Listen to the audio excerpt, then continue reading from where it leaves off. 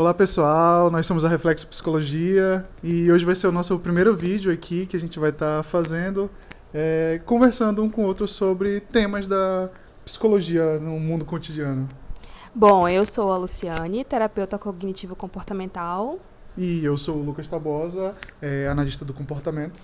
Juntos somos um casal, mas também psicólogos. E no nosso dia a dia conversamos muito sobre psicologia, em contextos diversos. Quase tudo tem psicologia, né? E de vez em quando a gente acaba se pegando conversando sobre os aspectos da psicologia dentro de algumas coisas que a gente está conversando. E uma coisa que eu acho que distancia e que a gente até traz em conversas com amigos que não são da área é que é diferente você conversar com um viés psicológico do que você conversar analisando. Sim. Eu acho que é isso que eu tento trazer Aham. quando eu falo assim que a gente fala muito de psicologia no nosso dia a dia. É. Mas assim, porque quando a gente fala com um viés psicológico, a gente está falando que não tem como a gente não compreender um indivíduo entendendo que tem história, que tem contexto, que tem às vezes disfunções, que tem distorções, que tem Sim. outras camadas ali, e o comportamento ele não é apenas um comportamento, existe uma construção ali. A gente também não é da loucura de, não, isso daqui é por causa disso e disso, não, ele tem um transtorno tal e tal. Sim. Não, a gente Porque tem um só... aspecto ético também de que quando a gente não tem todo um aparato ali pra gente entender toda a demanda, não tem como a gente também classificar. Já é difícil classificar dentro de um consultório a Exato. partir de uma só narrativa. Quanto mais de alguém falando sobre alguma narrativa. Então, é muito delicado a gente também diagnosticar ou qualquer coisa. Mas exatamente por isso, para a gente entender que não tem como diagnosticar, que fica uma conversa legal de, pô, tá, essas coisas estão acontecendo aqui, pô, mas e se, pô, a gente está olhando aqui com muita certeza sobre esse caso aqui, pô, não, vamos debater aqui, levar a conversa Vamos para... considerar isso, vamos considerar aquilo, né? E a gente até consegue também ampliar esse olhar de que existe muito mais às vezes do que se mostra e que a gente precisa também dar esse benefício da dúvida quando a gente vai olhar para algumas coisas, algumas situações. Sim. Tá, a gente vai trazer mesmo, tentar trazer um pouco do reflexo do cotidiano visto pelo olhar de um casal de psicólogos. Então a gente trouxe aqui alguns temas, né? A gente vai falar alguns temas que a gente trouxe para abranger no geralzão, assim. A gente não vai nem adentrar muito nos temas, não. A gente vai fazer isso mais nos próximos episódios, talvez. Mas nesse início a gente vai falar um pouquinho para vocês entenderem um pouco sobre como é a nossa visão das coisas e tentar trazer esses exemplos. Acho que a primeira coisa a gente pode dar um geral assim de, tá, mas e aí? Então, quais seriam essas coisas do cotidiano que teriam um viés psicológico? O primeiro tópico que a gente trouxe assim para falar é relacionado a hábitos. E isso é uma coisa que eu trabalho muito em clínica, mas também aplico muito na minha própria vida, converso no geral com as pessoas sobre isso, porque é uma coisa que eu aprendi muito nesses últimos tempos, que é criação e manutenção de hábitos. Assim, eu sou uma pessoa com pouca referência das coisas que eu faço. Eu faço no momento que vem na minha cabeça e isso me atrapalhava muito. Então, comecei a aprender um pouquinho mais sobre como eu poderia criar alguns hábitos e manter esses hábitos. Então, é uma coisa que acaba me trazendo interesse. E interesse é uma coisa que é importante, né? Eu acho que quando a gente fala de engajamento, é uma palavra mais usada na rede social, mas assim, engajamento no dia a dia, assim, de a gente ter vontade de fazer as coisas, né? Existe sempre um porquê que a gente tem vontade de fazer as coisas. E cada um com a sua história, com o seu crescimento, com a forma como foi muitas vezes condicionado, Sim. a gente vai criando as nossas vontades. E uma coisa que eu percebo, por exemplo, o Lucas está muito concentrado, assim, desde o ano passado. Ano passado ele deu um 360, assim, na vida, né, de mudar. Pra quem não sabe, ano passado eu tive um diagnóstico de TDAH bem tardio na minha vida. E depois disso eu comecei, tanto por medicação, quanto por terapia, quanto por começar realmente a fazer um desenvolvimento dessas questões. Elaborar estratégias, né, para lidar com dificuldades. Que é uma coisa que a gente faz muito quando a gente fala de pacientes com TDAH. Sim. Mas eu ia falar nesse sentido de tu descobriu o que te engaja, né, que o que te engaja é descobrir mais sobre as coisas. Sim, exato. São estratégias que eu criei pra mim mesmo. Tipo, a minha vida inteira eu tentei fazer academia e nunca conseguia passar do segundo mês. Passou de 2 meses e já, tá chato fazer isso, a mesma coisa todo dia e, e aí? Depois disso aqui, pra onde é que eu vou? Então eu só parava. Ano passado eu percebi que, eu gosto de fazer as coisas quando eu pesquiso bastante sobre essas coisas. Comecei a fazer psicologia porque antes de eu entrar na faculdade eu comecei a pesquisar sobre psicologia e percebi que eu gostava bastante e continuei pesquisando. Entrei na psicologia, continuei pesquisando mais e mais, descobri a análise do comportamento enquanto eu estava nos primeiros períodos ali da faculdade, comecei a pesquisar sobre. Então eu percebo que quando eu começo a pesquisar, ler mais sobre os assuntos, é quando eu consigo manter mais o foco naquilo. Se eu só falar, vou fazer, e começar a fazer por mim mesmo, assim, eu tendo a parar rápido. Então, ano passado eu tive a experiência da academia, que foi um foco... Houveram tentativas que não deram certo, sim, né? Porque como todo hábito, o início é mais difícil. E aí, por não ter dado certo, eu falei, dessa vez eu vou mudar, eu vou pesquisar aqui pra saber mais sobre. E aí eu comecei a pesquisar artigos mesmo, eu sou nerdola nesse sentido. E pesquisar maneiras de fazer os exercícios da melhor forma possível. Então, eu chegava na academia não só como uma tarefa, não, vou fazer esse exercício, eu vou pra casa com... Esse foi o meu dia de academia, tá pago. Não, vou chegar lá e vou fazer o melhor possível, esse exercício da melhor forma possível. Beleza, não consegui fazer direitinho. Na próxima eu já tenho o objetivo de fazer melhor. Então eu já ia com outro olhar. Eu não ia só, tipo, vou fazer aqui por fazer e voltar. Ganhei músculo, perdi peso. Não, agora eu tenho aqui as minhas métricas pra avançar. E pra mim deu certo, porque é dessa forma que eu funciono. Mas é isso, é tu achar a forma como tu vai fazer as coisas pra que tenha mais possibilidade de sucesso naquilo que tu tá fazendo. E cada um tem a sua fórmula. Eu, por exemplo, vejo que uma coisa que engaja pra mim é muito reconhecimento. Como diz, cada um com seu histórico, né? Então, pra mim, o meu histórico é reconhecimento, assim. Quando pessoas elogiam que eu tô indo bem, ou o quanto isso é legal, as pessoas se interessam pelo que eu tô fazendo, eu me sinto mais reconhecida e eu começo a querer fazer mais pra agradar as pessoas. Eu acho que não só pra agradar as pessoas, porque tu não faz as coisas esperando agradar o outro, mas esperando que outras pessoas vejam o que tu tá fazendo. Pertencimento, né? Tipo, imagina, tu fazer uma coisa em grupo, inclusive sobre isso a gente percebe o quanto algumas pessoas veem mais facilidade em fazer as coisas em grupo do que sozinha, algumas atividades. E isso é legal, porque tem vários estímulos dentro de uma atividade em grupo. Não só tu tá fazendo aquilo que tu quer, a gente joga vôlei. Não só tu tá jogando vôlei, como tu tá interagindo com outras pessoas, tu tá brincando, tu tá ainda assim cansando no teu objetivo de, fazer um esporte, uma atividade física. Então tem um monte de coisa envolvida, não é liberando endorfina. Eu vou correr na rua, e aí tu só tem o objetivo de correr. Se tu não for uma pessoa, eu vou fazer a métrica aqui da minha velocidade, do meu pace, do quanto tempo eu corro. Se tu não for essa pessoa, se tu tá correndo por correr, é só realmente correr. Tu não tem muitos estímulos ali, a não ser que tu crie esses estímulos, né? Sim.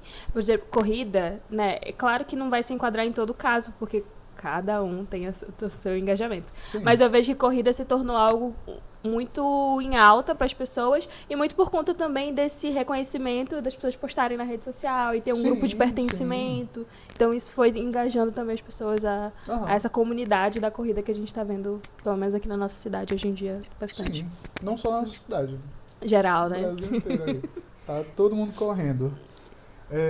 A gente falou mais sobre atividade física, mas a gente também tem, coisas que não são tão reforçadoras, como sentar para estudar, como sentar para analisar os nossos casos de terapia. O que muitas vezes é legal sim, porque De novo, eu sou nerdola, eu gosto de ficar No meu detalhando caso as é coisas. burocracia, ter que lidar com burocracia, Tudo documento. isso, são coisas mais maçantes de sentar e fazer. Então, como é que eu crio mais esses hábitos?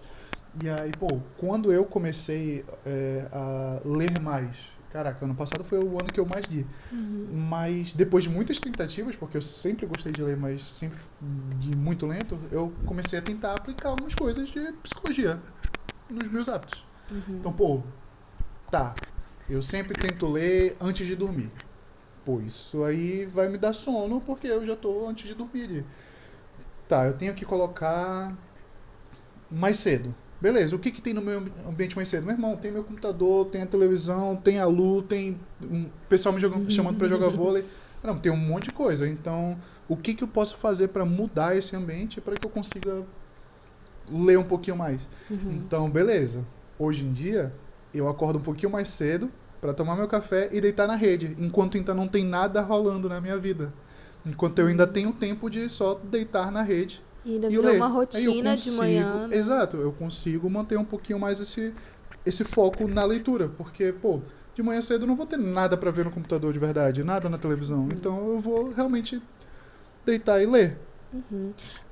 E assim, é claro que recortes, né? A gente está dando exemplos Sim. pessoais para talvez inspirar algumas práticas, mas a gente entende que nem toda rotina também é igual, nem toda realidade é igual. Exatamente. A nossa rotina de trabalho é muito flexível a ponto da gente inserir novos hábitos, estudar e tudo Aham. mais.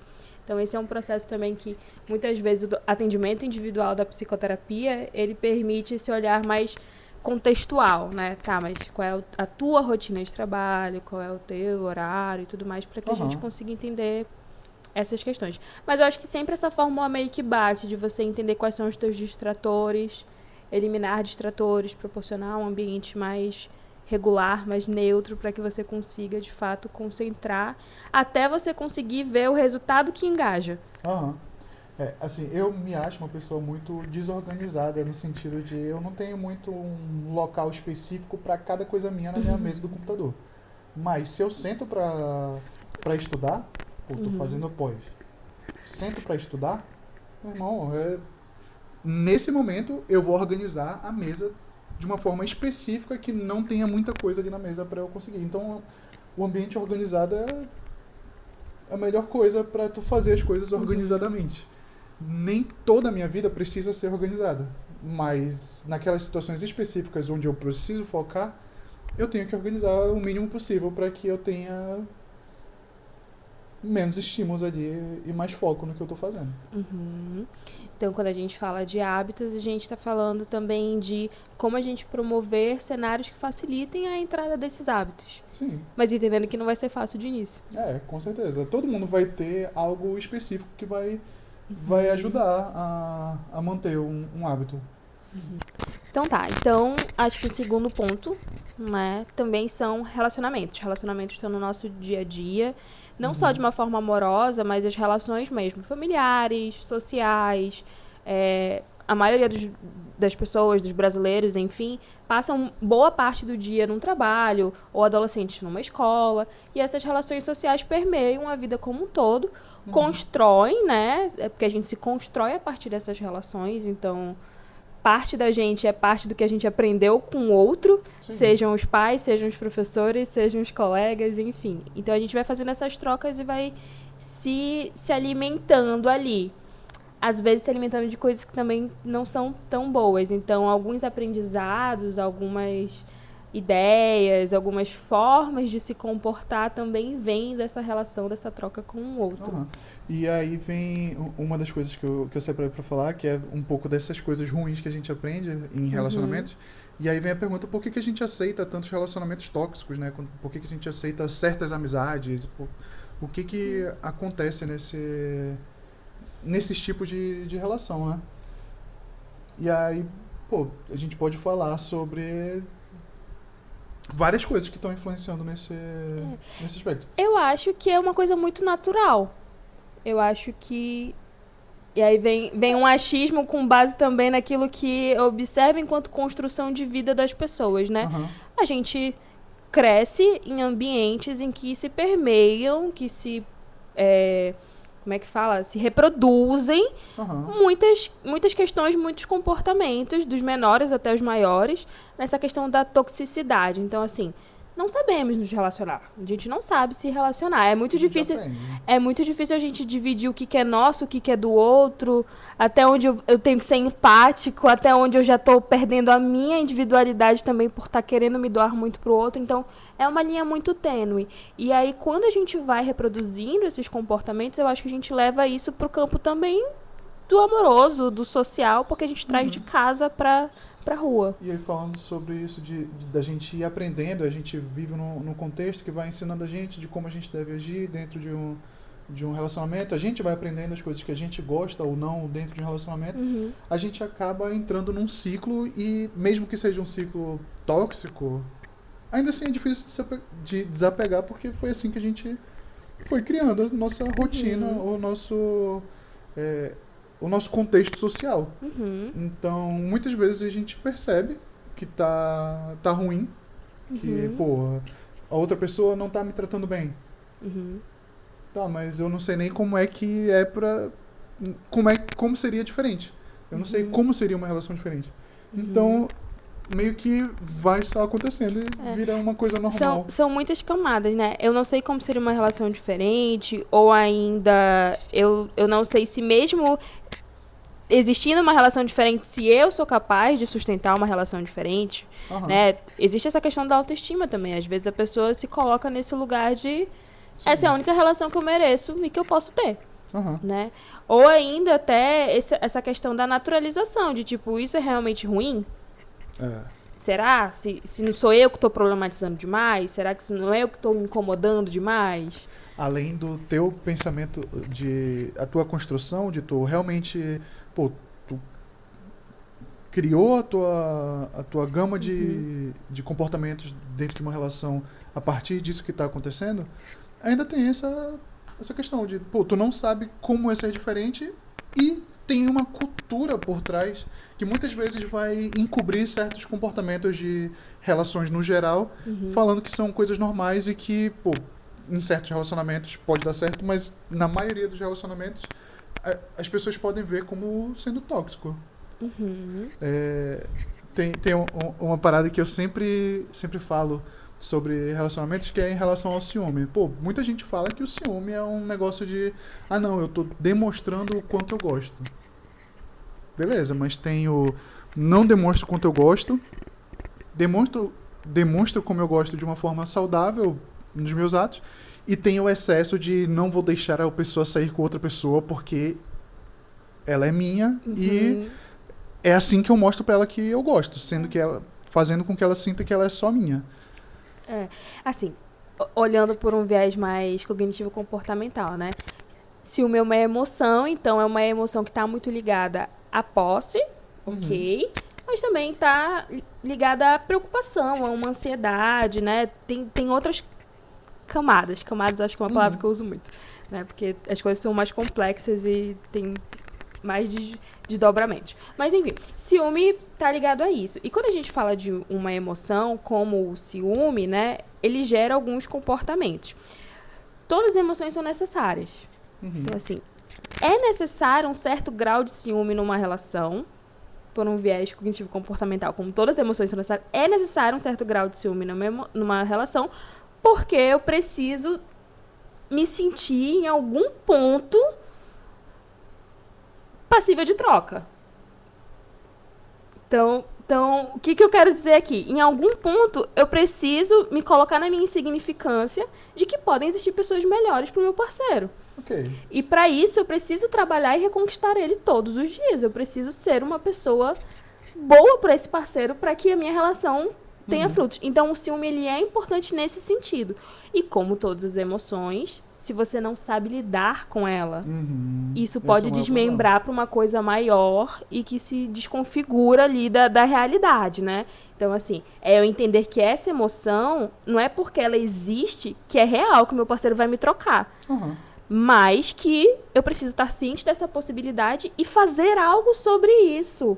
E não de cercear ali o comportamento da outra pessoa, mas de entender que como eu sou eu tenho essa insignificância, eu posso ser trocável, eu preciso fazer algo pelo meu relacionamento. Pra que ele seja bom pra essa outra pessoa e ela escolha permanecer comigo. Olhando pelo lado comportamental dessa situação, eu vejo muito situações de ciúme onde uma pessoa acaba reforçando a outra. Fica esse ciclo de um reforçando o outro, porque comportamentalmente, quando a gente fala do ciúme, o que vai ser? Vai ser eu ficar ligando para outra pessoa para saber o que ela está fazendo, eu falar para a pessoa que ela não vai poder sair, eu fazer várias coisas meio que cercando essa pessoa para que ela seja só minha. E aí, como é que isso funciona? Eu vou falar para ti que tu não pode sair. A gente vai ter uma briga, vai ser ruim, mas no final tu não vai sair. Quem ganhou com a situação? Os dois. Porque o meu objetivo era Que tu não saísse. Quando eu falei isso, tu ficou com raiva. Então, o teu objetivo era brigar comigo e fazer com que eu me sentisse mal com isso. Fiquei mal, mas tu não saiu. Beleza? Então o ciúme tá feito. Eu tenho muito ciúme quando tu sai. Pô, tu sai e eu fico te ligando. E aí toda vez que eu te ligo, tu atende. E aí tu atende e fica falando comigo meia hora e não se diverte lá com os teus amigos. Pô, beleza. Eu tô ganhando. Porque nesse momento tu tá falando comigo e tu não tá dando atenção pra outras pessoas. Mas pra ti, pô, eu tô fazendo com que ele fique com menos ciúmes. Eu tô atendendo pra que ele não fique me ligando mais. Então, Se alimenta, né? se alimenta toda essa situação. E a gente vê muito isso. E muitas vezes é essa questão excessiva de dominância, de eu precisar que a outra pessoa seja só minha. O que, pô... Isso pode significar que tu gosta muito da pessoa? Pode. Existem outras formas muito melhores? Com toda certeza. Então, o ciúme ele se mostra muito em situações muito excessivas que várias pessoas vão dar significados totalmente diferentes. E é por isso que cada caso vai ser um caso, cada E aí situação vai ser vem uma situação. parte que eu acho muito delicada, que é a gente entender, é claro, a gente entende dentro da psicologia que tais comportamentos que a gente classifica como tóxicos, né, dentro de uma relação, e que a gente está indo muito para uma relação amorosa, mas isso existe entre Sim. pai e filhos, Tenho mães, amigas que são bem ciumentas, inclusive, na amizade. amigos, relação de trabalho, né? Então, assim, isso existe em várias relações. Mas o que eu quero dizer é que, às vezes, né, o que a gente classifica como tóxico, a gente sabe, enquanto profissionais de saúde mental, que isso vai gerando outras coisas nas pessoas, Sim. né? Então, assim, limitação de comportamento, ansiedade, pensamentos distorcidos que vão criando outras ideias para essas pessoas e modos de vida que podem, enfim, serem um prejuízo no futuro. Mas, às vezes, a pessoa ela não consegue enxergar prejuízo. Sim, sim. A gente sabe que outras coisas vão estar ligadas a isso. Mas a pessoa, naquele momento, não consegue enxergar prejuízo.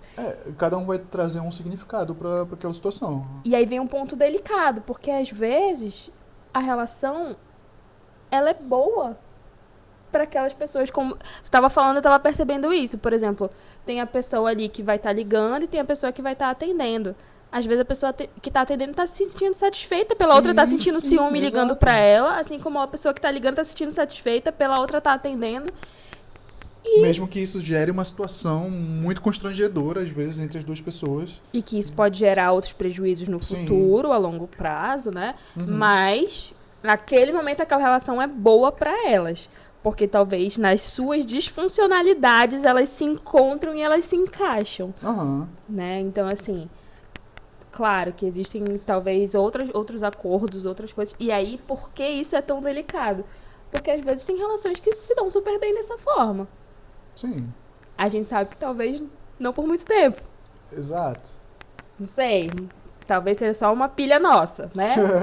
Talvez dê por muito tempo, porque a gente sabe também que, por exemplo, essa questão de falar sobre relacionamento tóxico é uma coisa muito recente, Sim. né? Não podemos descartar o aspecto cultural de toda a luta Sim, histórica das sim. mulheres e feminismo para que a gente conseguisse falar sobre algumas relações serem tóxicas, porque a gente sabe que dominância está muito ligada à masculinidade. Então, quando a gente fala sobre isso, que é muito recente, a gente consegue perceber, por exemplo, relações antigas, né? Pais, avós, Sim. que talvez tiveram relações muito tóxicas e que se permearam muito tóxicas por muito tempo, que tiveram prejuízos que eles não conseguiram entender de onde vinha e resolveram esses prejuízos de outras formas, com outros combinados, e tá tudo muito bem, obrigado, e terminou, e é isso.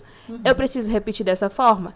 Não, mas eu também acho que não preciso chegar lá com a minha avó de não sei quantos anos e Ficar falar... falando, por que tu aceitou isso? Exatamente, porque fazia sentido naquela época. Hoje talvez não faça mais. Então, isso é uma coisa delicada. Às vezes, para alguns casais novos, fazem sentido porque eles reproduzem ainda aspectos de uma outra época. Aham. E aí, muito delicado a gente entrar também nesse assunto e falar para eles, olha, isso daqui que vocês estão vivendo não é legal. Sim. É preciso, às vezes, chegar a um prejuízo primeiro para depois a gente dialogar sobre A isso, gente só vai saber se é ruim se a pessoa vier falar que é ruim. que é ruim. A gente não descreve sentimento de ninguém, né? Assim, muitas vezes a gente vai perceber, sim, a pessoa triste com isso, a pessoa falando um monte de coisa em relação a isso, mas eu nunca vou falar pra ela, ei, pô, tá errado isso aí. É tóxico, termina. Não, a gente vai continuar conversando e se a pessoa perceber, caramba, mas não é assim, tá? Eu tô errado, tá ruim o meu relacionamento. E aí talvez ela entenda e beleza, a decisão é dela a partir de agora.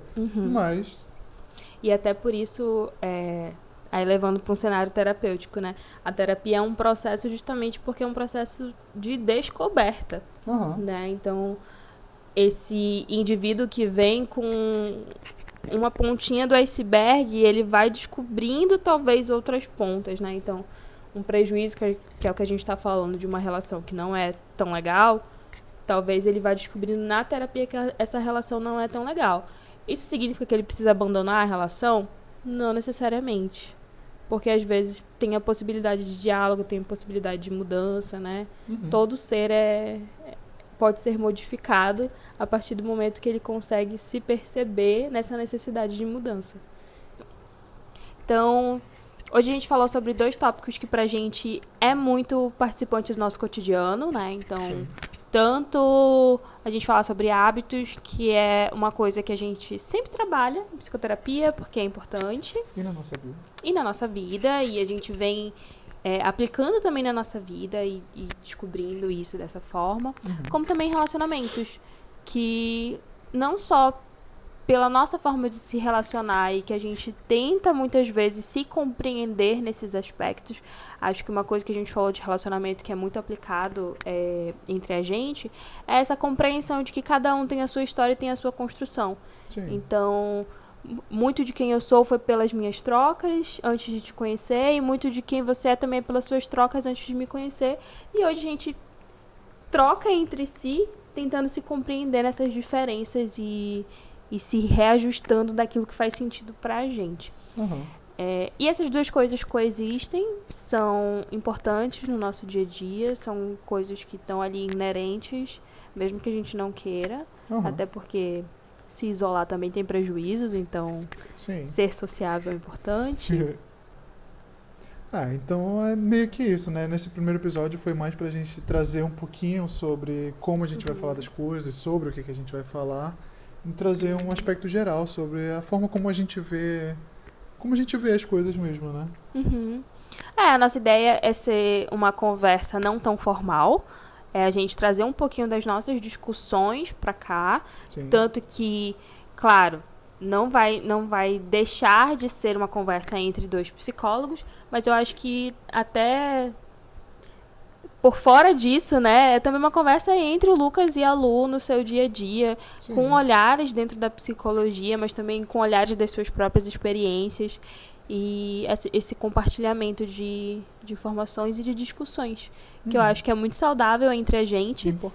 Importante, e que a gente gostaria de trazer também, não só para as pessoas que nos conhecem, mas também para pessoas que ainda não nos conhecem. Sim. Então, se vocês gostaram, deixa o like de vocês, compartilha e coloca aí embaixo algumas coisas que vocês gostariam de ouvir a gente conversando sobre também. A partir de agora, talvez a gente escolha alguns temas e converse mais a fundo sobre esses temas. Então, a gente gostaria de saber também o que vocês gostariam de ouvir, o que um casal de psicólogos... Acho que é válido também, né? Qualquer coisa que a gente tenha falado que foge da sua experiência e que você tenha uma opinião diferente também, né? Pode ser ponto pra gente ir discutindo com outras pessoas também sobre isso. Assim, a gente tá muito disposto a ir vendo quais conversas a gente pode ter, assim, não tem nada muito delimitado. A gente sabe que a gente vai falar muito sobre o cotidiano, muito sobre o dia a dia, mas também não descartamos, de repente, né, muito youtubers, assim, respondendo comentários. Sim, mas é. Então é isso. Curte, compartilha e deixa seu comentário aí. Ok. Tchau, tchau.